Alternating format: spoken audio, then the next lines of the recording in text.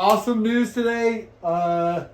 This motorcycle project has been taking way too long, as you guys know, but it's not done by any means, but at least I've got it wired up.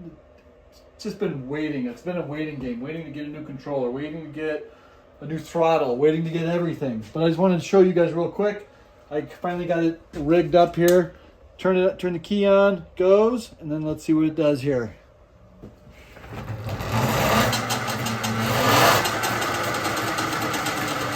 Oh yeah, it's alive and well. Next process is I gotta get the rear brake wired up. In the process, I lost a little nut that it needs to, the cable needs to talk to it. So I gotta get that, and I gotta figure out how to secure this all in there. But other than that, this thing's, it's getting really close to being roadworthy. Once I get the brake lights and the turn signals good.